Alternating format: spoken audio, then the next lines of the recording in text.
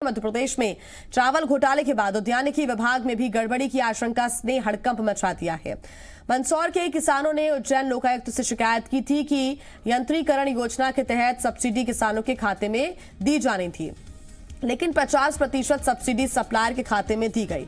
किसानों ने आरोप लगाया कि सप्लायरों ने कई किसानों को कृषि यंत्र नहीं दिया है, न ही सब्सिडी उनके खाते में डाली है। मनमाने ढंग से आवंटन के लिए ऑनलाइन की जगह ऑफलाइन आवेदन कलेक्ट किए गए और इस शिकायत पर उज्जैन लोकायुक्त ने मामला दर्ज कर जांच शुरू कर दी है और इसके बाद प्रदेश का उद्यानिकी विभाग अलर्ट हो गया है और सभी जिलों से रिपोर्ट मांगी जा रही है। जी मध्य प्रदेश छत्तीसगढ़ से खास चर्चा में उद्यानिकी मंत्री भरत सिंह कुशवाहा ने ये कहा है कि सभी जिलों से रिपोर्ट मिल गई है, जहां जहां गड़बड़ी होगी वहां दोषियों के खिलाफ कार्रवाई होगी।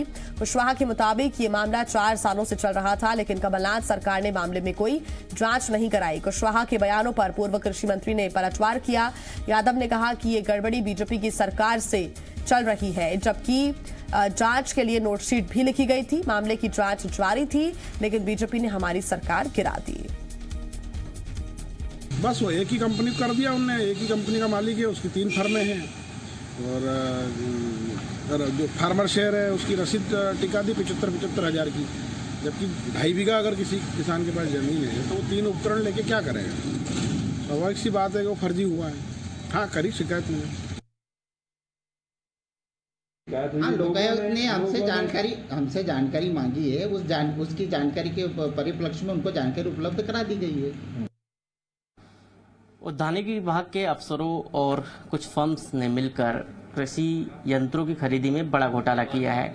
मेड इन चाइना कृषि यंत्र किसानों को दिए गए हैं। इस पूरे मामले में जांच भी चल रही है।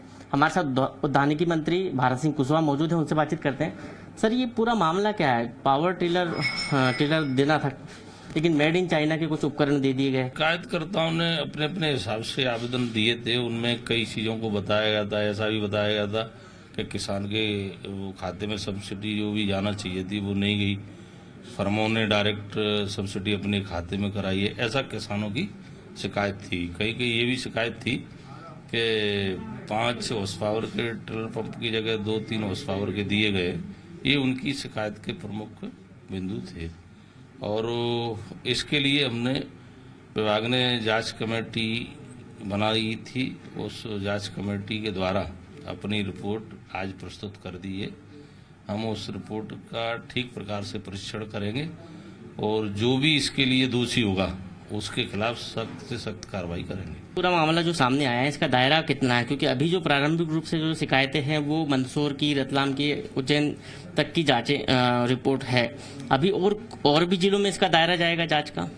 निश्चित रूप से योजना कोई एक जिले के लिए नहीं होती है, योजना होती है संपूर्ण प्रदेश के लिए और किस जिले में कितना लक्ष्य दिया गया था उसके अनुसार कहाँ ठीक काम हुआ है, कहाँ गलत हुआ है, वो सभी प्रकार से कमेटी ने जांच करके अपनी जो प्रस्तुति दी है, जो भी हम उसको देखेंगे। देखने के बाद जो भी दोषी व्यक्ति होगा उसके खिलाफ कार्रवाई करेंगे। मेरे अनुमान से ये 38 करोड़ के समथिंग खर्च हुआ है इस योजना पर और 1 साल नहीं 3-4 साल में खर्च हुआ है और गड़बड़ी चाहे 17-18 की हो चाहे 19-20 की हो, जिस भी समय गड़बड़ी हुई है, जो भी दोषी है उसके खिलाफ कार्रवाई की जाए। मंत्री जी ने आश्वासन दिया है पूरे मामले में कि जो भी दोषी होगा, जांच रिपोर्ट में जो दोषी पाया जाएगा उस पर सख्त कार्रवाई की जाएगी। कैमरा पर्सन लवनीश सैनी के साथ विवेक पटिया, जी मीडिया भोपाल।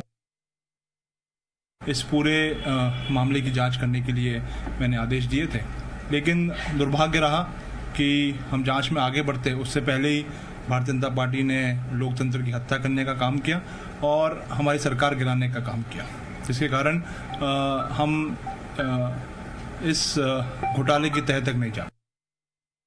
ज्यादा जानकारी के साथ जी मीडिया संवाददाता संदीप भमरकर लगातार हमारे साथ जुड़े हुए हैं। संदीप, हालांकि सियासत इस मामले को लेकर होने भी लगी है और साथ ही एक दूसरे पर आरोप प्रत्यारोप लगाया जा रहा है, लेकिन बड़ी बात यह है कि सिर्फ 1 या 2 साल नहीं बल्कि बताया जा रहा है कि 4 साल से यह घोटाला चल रहा था। इस तरह की जो बातें वो निकलकर सामने आई थी। उद्यानिकी विभाग में अगर इतना बड़ा घोटाला सामने आया है तो वो वाकई ये कह सकते हैं कि ये कोई छोटा मोटा नहीं बल्कि ये भी एक बड़ा नेक्सस नजर आता है, बड़ा रैकेट नजर आता है। देखिए, बड़ा घोटाला है और इसमें निगरानी की कमी या निगरानी में लापरवाही का फायदा उठाकर ये घोटाला किया गया है। ये सीधा सरकार की एक योजना थी जिसमें आधुनिक कृषि के नाम पर कृषि यंत्र खरीदी के लिए किसानों को सब्सिडी दी जाती थी और ये सब्सिडी 60 से 70% तक की थी और केवल 40 या 30% का हिस्सा किसान चुकाकर एक आधुनिक कृषि यंत्र खरीद सकता था। डीलर्स को ये राशि मिलती थी और इसमें कई प्रभावशाली लोग थे या प्रभावशाली लोगों के संपर्क में आने वाले किसान थे जिन्होंने कृषि यंत्र या तो खरीदे नहीं, डीलरों ने यहाँ ये भी गड़बड़ करी कि उनको खराब क्वालिटी के कृषि उपकरण दे दिए जबकि राशि पूरी वसूली गई सरकार से। तो ये एक बड़ा घोटाला, इसमें सरकार को करोड़ों रुपए की चपत लगाई गई है। ये अकेला मंदसौर का मामला नहीं है बल्कि जब कांग्रेस की सरकार थी तब अलग अलग जिलों से इस तरह की शिकायत आई थी और शिकायत पर जांच भी शुरू हुई थी, लेकिन ये जांच सरकार गिरने के बाद में कहाँ चली गई ये पता ही नहीं चला और अब एक बार फिर से ये मामला उठ रहा है, मंदसौर से मामला उठा है। तो ये एक सरकार को चपत लगाने वाला एक और लोग हैं जो प्रभावशाली लोग हैं। दरअसल ये लोग डीलर्स के साथ में और निगरानी अफसरों के साथ में मिली भगत करके इस तरह का काम कर लिया करते थे। निगरानी में, मॉनिटरिंग में कमी थी, अफसर इसमें लापरवाही कर रहे थे और इसीलिए इस तरह का घोटाला करने में कामयाबी हासिल हो रही थी। प्रभावशाली लोग अपने रसूख का इस्तेमाल करते हुए इस तरह का घोटाला करने में कामयाब रहे थे और इसमें केवल कांग्रेस ही नहीं है बल्कि बीजेपी के लोग भी कई ऐसे हैं या दूसरे भी ऐसे कारोबारी हैं जो अपना असर रखते हैं। उन लोगों ने की इसमें मिली भगत है।